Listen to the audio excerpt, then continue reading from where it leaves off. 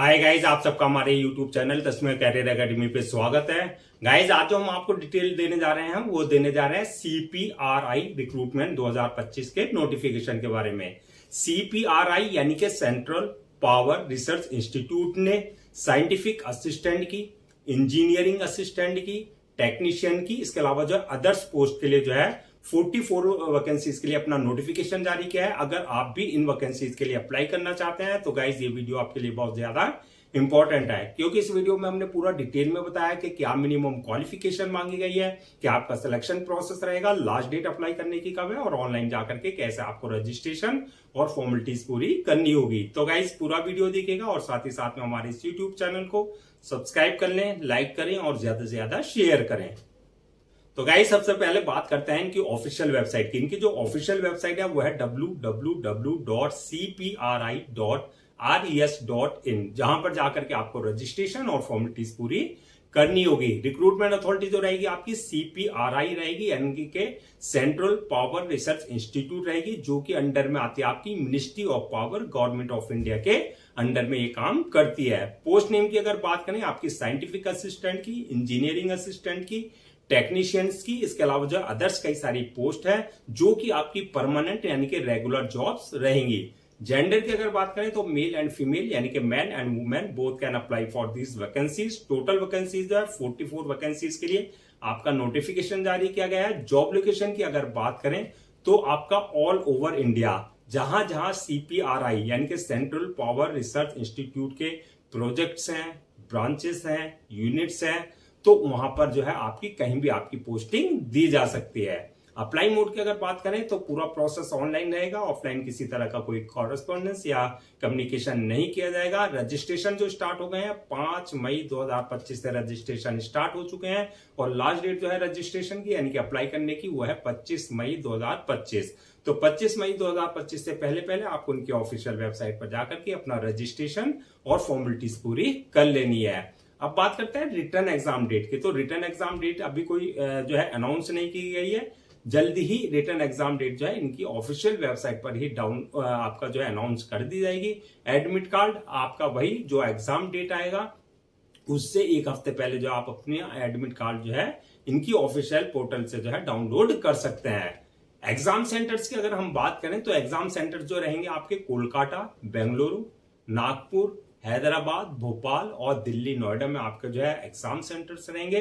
अब बात करते हैं एप्लीकेशन फीस की। तो एप्लीकेशन फीस की अगर हम बात करें तो ये पोस्ट वाइज आपकी वरीज करेगी, यानी कि अगर आपने अप्लाई किया है टेक्नीशियन ग्रेड फर्स्ट की पोस्ट के लिए या असिस्टेंट ग्रेड सेकंड की पोस्ट के लिए या असिस्टेंट लाइब्रेरियन की पोस्ट के लिए, तो आपके लिए जो एप्लीकेशन फीस रखी गई है वो 700 रुपए रखी गई है। और अगर आपने अप्लाई किया है साइंटिफिक असिस्टेंट की पोस्ट के लिए, इंजीनियरिंग असिस्टेंट की पोस्ट के लिए, जूनियर हिंदी ट्रांसलेटर की पोस्ट के लिए, तो आपके लिए 1000 रुपए एप्लीकेशन फीस रखी गई है। इसके अलावा है आपका SC, ST, फिजिकल हैंडीकैप या फीमेल या एक्स सर्विसमैन, अगर इस कैटेगरी में आप आते हैं तो आपको किसी भी तरह की कोई एप्लीकेशन फीस देने की जरूरत नहीं है, यानी कि आपको एग्जम्प्टेड रखा गया है। आपके लिए एप्लीकेशन फीस जो है निल रहेगी। अब बात करते हैं कि पेमेंट मोड क्या रहेगा, यानी कि जो आपकी एप्लीकेशन फीस है उसका क्या पेमेंट मोड रहेगा। तो वो आपका ऑनलाइन रहेगा, यानी कि at the time of registration आप अपने debit card, credit card, net banking, UPI या जो भी पेमेंट गेटवे उनका है उसके थ्रू आप अपनी एप्लीकेशन फीस जो अपनी कैटेगरी के अकॉर्डिंग जो है डिपोजिट कर सकते हैं। नेक्स्ट बात करते हैं कि आपका एलिजिबिलिटी क्राइटेरिया क्या रखा गया है, यानी कि क्या मिनिमम एजुकेशनल क्वालिफिकेशन मांगी गई है। तो यहाँ पर क्वालिफिकेशन जो मांगी गई है वो पोस्ट वाइज आपकी वरीज करेगी, यानी कि जिस पोस्ट के लिए आप अप्लाई कर रहे हैं उसी के अकॉर्डिंग वहां जो है क्वालिफिकेशन भी मांगी गई है। तो अगर आप अप्लाई कर रहे हैं साइंटिफिक असिस्टेंट की पोस्ट के लिए तो आपके लिए जो है BSc in chemistry with at least 5 years of relevant experience, यानी कि आपने BSc केमिस्ट्री में कर रखा हो साइंटिफिक असिस्टेंट की पोस्ट के लिए अगर आप अप्लाई कर रहे हैं। दूसरा, अगर आप इंजीनियरिंग असिस्टेंट की पोस्ट के लिए अप्लाई कर रहे हैं तो आपका diploma in engineering with 5 years of experience, यानी कि आपका जो है इंजीनियरिंग में डिप्लोमा हो इंजीनियरिंग की असिस्टेंट की पोस्ट के लिए। अगर आप अप्लाई कर रहे हैं टेक्नीशियन ग्रेड फर्स्ट की पोस्ट के लिए तो आपका ITI certificate in electrician trade में, यानी कि आपका ITI सर्टिफिकेट हो आपके पास टेक्नीशियन ग्रेड फर्स्ट की पोस्ट के लिए, और अगर आप अप्लाई कर रहे हैं असिस्टेंट ग्रेड सेकंड की पोस्ट के लिए तो आपकी जो है bachelor degree plus computer course आपने किया हुआ होना चाहिए बैचलर डिग्री में, यानी कि BA वाले भी अप्लाई कर सकते हैं, BSc वाले भी अप्लाई कर सकते हैं, BCom वाले भी अप्लाई कर सकते हैं, BBA वाले भी अप्लाई कर सकते हैं, BBM वाले भी और BCA वाले भी, यानी कि ये जो है आपके पास कोई एक डिग्री बैचलर डिग्री हो प्लस आपका कंप्यूटर कोर्स आपने कर रखा हो।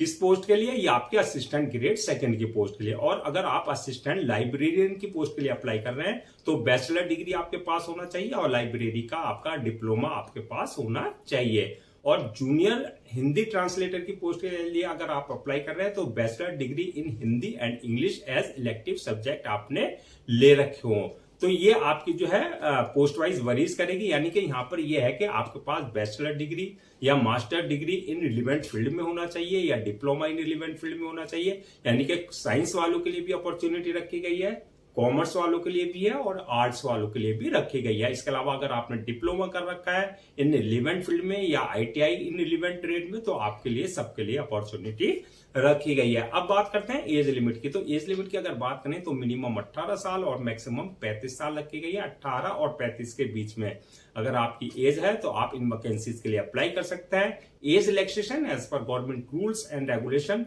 जो रिजर्व कैटेगरीज वाले हैं आपके जैसे SC ST OBC वगैरह, उनको सबको जो है age relaxation as per government norms proper दिया जाएगा। नेक्स्ट बात करते हैं कि हमारा सिलेक्शन प्रोसेस क्या रहेगा। तो सिलेक्शन प्रोसेस की अगर हम बात करें तो इसमें भी मल्टीपल स्टेजेस रहेंगे। फर्स्ट स्टेज जो होगी इसमें रिटन एग्जामिनेशन की होगी, यानी कि आपका CBT कंप्यूटर बेस्ड टेस्ट होगा। दूसरी स्टेज जो रिटन एग्जाम क्वालिफाई कर लेंगे, दूसरी स्टेज जो होगी उनके लिए स्किल टेस्ट या ट्रेड टेस्ट अगर आप पर एप्लीकेबल है, यानी कि आपने उस पोस्ट के लिए अगर अप्लाई किया है तो आप पे एप्लीकेबल है तो आपके लिए स्किल टेस्ट और ट्रेड टेस्ट भी आपको देना होगा। जो स्किल टेस्ट या ट्रेड टेस्ट क्वालिफाई कर लेंगे, थर्ड स्टेज रहेगी उनके डॉक्यूमेंट्स वेरिफिकेशन की, यानी कि at the time of registration जो आपने अपने डॉक्यूमेंट्स अपलोड किए हैं वो सारे डॉक्यूमेंट्स आपके ओरिजिनल चेक किए जाएंगे, यानी कि वेरीफाई किए जाएंगे। और लास्ट स्टेज होगी मेडिकल एग्जामिनेशन की, यानी कि जिस पोस्ट के लिए आपने अप्लाई किया है उसके लिए देखा जाएगा कि आप फिजिकली और मेंटली पूरी तरीके से फिट है या नहीं है। तो ये मल्टीपल स्टेजेस रहेंगी जो आपको क्लियर करनी होगी। अब बात करते हैं कि जो आपका रिटर्न एग्जाम होगा उसका क्या एग्जाम पैटर्न और सिलेबस रहेगा। तो एग्जाम पैटर्न की अगर हम बात करें तो ये आपका ऑनलाइन रहेगा, यानी कि CBT कंप्यूटर बेस्ड टेस्ट होगा। सिलेबस की अगर बात करें तो सिलेबस ये आपका पोस्ट वाइज ही रहेगा, यानी कि जिस पोस्ट के लिए आपने अप्लाई किया है उसका जो क्राइटेरिया है, यानी कि उससे रिलेटेड जो आपका सब्जेक्टिव नॉलेज है, यानी कि जो प्रोफेशनल नॉलेज है रिलेवेंट डिसिप्लिन में, यानी कि सब्जेक्ट या जो है आपका उससे रिलेटेड जो है क्वेश्चंस आपसे पूछे जाएंगे। और इसके अलावा जो है आपका स्किल और ट्रेड टेस्ट से रिलेटेड जो भी है वो आपका जो है सिलेबस में आपसे क्वेश्चंस पूछे जाएंगे, यानी कि ITI वालों के लिए ITI से रिलेटेड, इसके अलावा जो है जो जिस फील्ड से है, इंजीनियरिंग वालों के लिए इंजीनियरिंग से रिलेटेड और BSc वालों के लिए, केमिस्ट्री वालों के लिए उससे रिलेटेड, यानी कि जो क्राइटेरिया जिस पोस्ट के लिए है उससे रिलेटेड आपका जो है क्वेश्चंस पूछे रह जाएंगे, आपके सिलेबस ये रहेगा। अब बात करते हैं कि आपका जो है फाइनल मेरिट लिस्ट किस बेसिस पे बनेगी। तो फाइनल मेरिट लिस्ट वही आपकी जो आपका रिटन एग्जाम होगा उस बेसिस पे जो आपने मार्क्स ऑब्टेन किए, आपकी जो रिटन एग्जाम की परफॉर्मेंस है उसी बेसिस पे आपकी फाइनल मेरिट लिस्ट बनेगी। सैलरी एंड अलाउंसेस की अगर बात करें तो सैलरी इसमें 25,500 से लेकर के 1,12,400 तक रहेगी, यानी कि आपका सिलेक्शन होने के बाद जैसे जैसे आपको एक्सपीरियंस हो जाएगा उसके अकॉर्डिंग आपका प्रमोशन और इंक्रीमेंट होता रहेगा। अलाउंसेस और अदर्स बेनिफिट्स की अगर बात करें तो एज पर गवर्नमेंट नॉर्म्स जो एक एम्प्लॉय को दिए जाते हैं वो प्रॉपर आपको जो है अलाउंसेस और अदर्स बेनिफिट्स भी दिए जाएंगे। अब बात करते हैं अगर हम इनको कैटेगरीज वाइज ब्रेक डाउन करें वैकेंसीज को, जो 44 है कि किस कास्ट के लिए कितनी वैकेंसीज रिजर्व रखी गई है। तो इसमें जनरल वालों के लिए 24 वैकेंसीज है, OBC वालों के लिए 4 है, SC वालों के लिए 2 है, ST वालों के लिए 2 है, EWS वालों के लिए 12 वैकेंसीज जो है रिजर्व रखी गई है। इस तरीके से आपकी 44 वैकेंसीज जो है रिजर्व रखी गई है, यानी कि फिल की जाएंगी। अगर हम इन्हीं वैकेंसीज को पोस्ट वाइज अगर ब्रेक डाउन करें, यानी कि किस पोस्ट के लिए कितनी वैकेंसीज हैं, तो टेक्नीशियन ग्रेड 1 की पोस्ट के लिए 6 वैकेंसीज हैं, असिस्टेंट ग्रेड 2 की पोस्ट के लिए 23 वैकेंसीज हैं, साइंटिफिक असिस्टेंट की पोस्ट के लिए 4 वैकेंसीज है, इंजीनियरिंग असिस्टेंट की पोस्ट के लिए 8 है और आपका जूनियर हिंदी ट्रांसलेटर की पोस्ट 1 है और आपका असिस्टेंट लाइब्रेरियन की पोस्ट के लिए 2 वैकेंसीज रखी गई है। इस तरीके से आपकी 44 वैकेंसी जो है पोस्ट वाइज फिल की जाएंगे। अब बात कर लेते हैं कि आपका अप्लाई करने से पहले क्या क्या डॉक्यूमेंट्स आपको रेडी रखना है। तो डॉक्यूमेंट्स की जैसा कि हमने बताया, आपका एकेडमिक जो सर्टिफिकेट्स हैं आपके, चाहे वो आपकी 10th की मार्कशीट है या 12th की मार्कशीट या सर्टिफिकेट, या जो आप करने आपका जो ग्रेजुएशन है, बैचलर डिग्री आपकी, या आपका ITI है या डिप्लोमा इन इंजीनियरिंग है, जो भी आपका प्रोफेशनल कोर्स है, चाहे वो आपने सेमेस्टर वाइज किया है चाहे वो आपने ईयर वाइज किया, वो सारे डॉक्यूमेंट जो आपको पहले से स्कैन कॉपी करा करके रखना है। इसके अलावा जो आपका जो एक्सपीरियंस सर्टिफिकेट है, यानी कि जिस फील्ड में यानी कि जिस डिपार्टमेंट में आपने एक्सपीरियंस लिया उससे रिलेटेड आपके पास जो है कंसर्न अथॉरिटी और कंसर्न डिपार्टमेंट से आपके पास जो एक्सपीरियंस सर्टिफिकेट होना चाहिए। बर्थ सर्टिफिकेट, यानी कि 10th की मार्कशीट में अगर डेट ऑफ बर्थ अगर मेंशन नहीं है तो बर्थ सर्टिफिकेट आपके पास जो है कंसर्न अथॉरिटी से आपके पास होना चाहिए। इसी तरीके से कास्ट सर्टिफिकेट, यानी कि अगर आपने जो है SC ST OBC का किसी भी तरह का कास्ट बेस्ड में अगर आप रिजर्वेशन ले रहे हैं तो कास्ट सर्टिफिकेट आपके पास कंसर्न अथॉरिटी से होना चाहिए। इसी तरीके से आपका फिजिकल जो आपका डिसेबिलिटी सर्टिफिकेट, यानी कि फिजिकल हैंडीकैप का अगर आप किसी तरह का कोई रिजर्वेशन ले रहे हैं तो डिसेबिलिटी सर्टिफिकेट आपके पास जो होना चाहिए।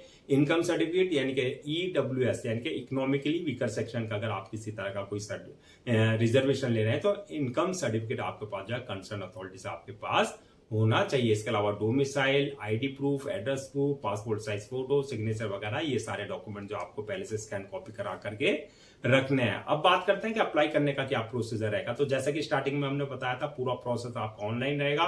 ऑफलाइन किसी भी तरह का कोई कम्युनिकेशन या कॉरेस्पॉन्डेंस नहीं किया जाएगा। ऑनलाइन अप्लाई करने के लिए सबसे पहले आपको उनकी ऑफिशियल वेबसाइट पर जाना है।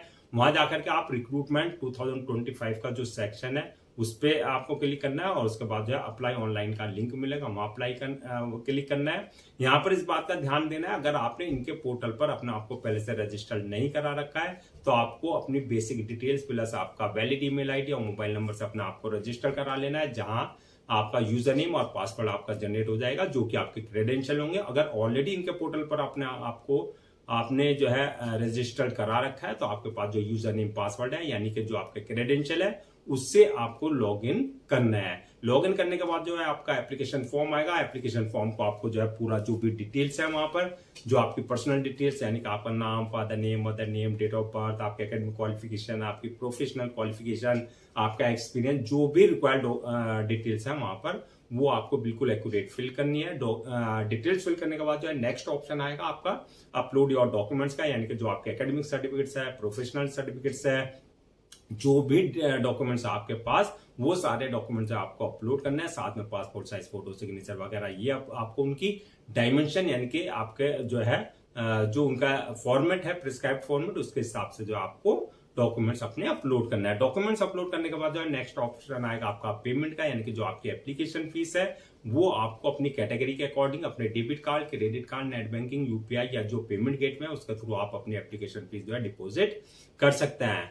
एप्लीकेशन फीस डिपॉजिट करने के बाद जो है नेक्स्ट ऑप्शन आएगा आपका जो है फॉर्म को सबमिशन का, यानी कि अपलोड करने का। फॉर्म को अपलोड करने से पहले जो है एक बार रिव्यू वाले ऑप्शन में जाकर के पूरी जो डिटेल्स आपने भरी है, फिल की है, उसका पूरा एक बार चेक कर लें। अगर किसी तरह की कोई मिस्टेक किया तो रिव्यू वाले ऑप्शन से आप उसमें करेक्शन कर सकते हैं। रिव्यू करने के बाद जो फॉर्म को सबमिट कर दें और सबमिट करने के बाद जो है उसकी 1 या 2 कॉपी जो है प्रिंट आउट जरूर ले लें for your future reference, so that आपके पास जो एक हार्ड कॉपी के रूप में एक ऑफिशियली रिकॉर्ड आपके पास हो जाए। तो गाइज ये थी आपकी central power research institute recruitment 2025 के नोटिफिकेशन के डिटेल्स। आई होप आपके सारे डाउट्स क्लियर हो गए होंगे। अगर अब भी आपको किसी तरह का कोई डाउट है, क्वेरी है, कंफ्यूजन है तो आप हमसे कमेंट सेक्शन में पूछ सकते हैं, हम उसका रिप्लाई जरूर देंगे। मैं एक बार फिर से रजिस्ट्रेशन डेट और लास्ट डेट रजिस्ट्रेशन की यानी कि अप्लाई करने की रिमाइंड करा देता हूं, सो दैट आप उसे नोट डाउन कर लें। रजिस्ट्रेशन जो स्टार्ट हो चुके हैं 5 मई 2025 से रजिस्ट्रेशन स्टार्ट हो चुके हैं और लास्ट डेट जो है अप्लाई करने की वो है आपका 25 मई 2025। तो 25 मई 2025 से पहले आप उनकी ऑफिशियल वेबसाइट पर जाकर के अपना रजिस्ट्रेशन और फॉर्मेलिटीज पूरी कर लेनी है। गाइस हम आपके लिए जितने भी गवर्नमेंट जॉब्स हैं या गवर्नमेंट एग्जाम्स हैं या उससे रिलेटेड जितने भी अपडेट्स होते हैं उस पर वीडियोस लेकर के आते हैं। इसके साथ साथ जो है प्रॉपर कैरियर गाइडेंस पर आपके लिए वीडियोस लेकर के आते हैं। अगर आप भी चाहते हैं कि आपको प्रॉपर कैरियर गाइडेंस मिलती रहे, साथ ही साथ में आपको गवर्नमेंट जॉब्स और गवर्नमेंट एग्जाम्स के पूरे अपडेट्स मिलते रहे, तो आप लोगों से मेरी रिक्वेस्ट है आप हमारे इस यूट्यूब चैनल को सब्सक्राइब कर लें, लाइक करें और ज्यादा से ज्यादा शेयर करें।